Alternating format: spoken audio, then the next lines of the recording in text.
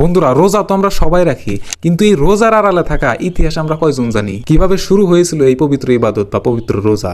আর আমাদের প্রিয় নবী হযরত মুহাম্মদ সাল্লাল্লাহু আলাইহি ওয়াসাল্লামের যুগে প্রথম রোজাগুলো কেন আজকের রোজার থেকে অনেক কঠিন ছিল? বিশ্বাস করেন, আজকের এই ভিডিওটা যদি আপনি শেষ পর্যন্ত দেখেন, তবে রোজার ইতিহাস নিয়ে আপনার মনে আর কোনো প্রশ্ন থাকবে না। তাই দয়া করে ভিডিওটা মন দিয়ে দেখুন, এই গল্প আপনার হৃদয় ছুঁয়ে যাবে। প্রিয় বন্ধুরা, রোজা বা সাওম মানে কি জানেন?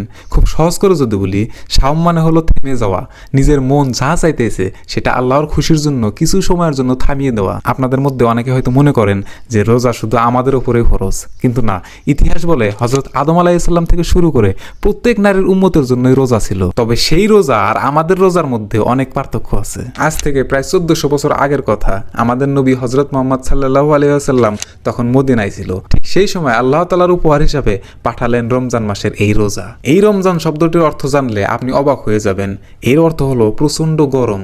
যেমন প্রচন্ড রোদে পাথর পুড়ে যায়, তেমন এই রমজান মাস আমাদের মনের ভেতরে সব পাপ, সব ময়লা পুড়িয়ে আমাদের মনটাকে একদম পরিষ্কার করে দেয়। এবার শুনুন সেই কলিজা কাঁপানো ঘটনা।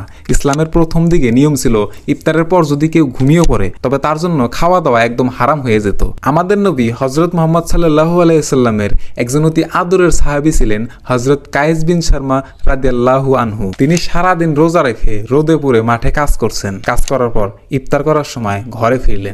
ঘরে কোনো খাবার নেই। স্ত্রী তখন খাবার খুঁজতে বাইরে গেলেন। এই ফাঁকে ক্লান্ত কায়েসের চোখটা একটু লেগে গেল।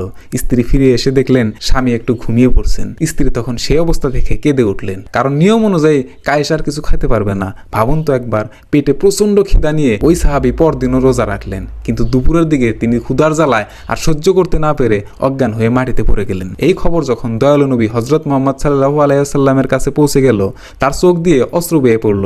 আল্লাহ তখন নিজের বান্দার কষ্ট দেখে সাথে সাথে পবিত্র কোরআনের আয়াত নাজিল করে দিলেন, আর আমরা পেলাম আজকের এই সুন্দর ও সহজ রোজা। বন্ধুরা, আল্লাহ আমাদেরকে কি কষ্ট দিতে চান? কখনোই না।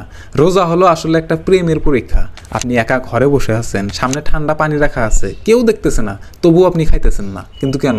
কারণ আপনার মনে একটাই বিশ্বাস আছে, আমার আল্লাহ আমাকে দেখতেছেন। এই যে একটা অনুভূতি, এটাই হলো তাকওয়া। রোজা আমাদের এটাই শেখায় যে আমরা যদি আল্লাহর জন্য হালাল খাবার ছাড়তে পারি, তবে সারা জীবনের জন্য আমরা হারাম কাজও ছাড়তে পারবো। তাই আসুন, এই রমজানে আমরা শুধু না খেয়ে থাকবো না, আমাদের মনটাকে পরিষ্কার করব। যারা ত্যাগের বিনিময়ে এই সুন্দর দিন আমাদের কাছে পৌঁছে দিয়েছেন, সেই সাহাবীদের জন্য দোয়া করি। আমাদের নবী হযরত মুহাম্মদ সাল্লাল্লাহু আলাইহি ওয়াসাল্লামের আদর্শ যেন আমাদের মনে গাঁথা থাকে। ভিডিওটি যদি আপনার একটু ভালো লেগে থাকে এবং মনে হয় যে অন্য কারো এই ইতিহাসটা জানা দরকার, তবে এখনই এই ভিডিওটা শেয়ার করে দিন। আপনার একটা শেয়ার হয়তো কারো মনে দিনের আলো জ্বালিয়ে দিতে পারে। আজ এ পর্যন্তই। আল্লাহ আমাদের সবাইকে হেদায়েত দিন। আল্লাহ হাফেজ।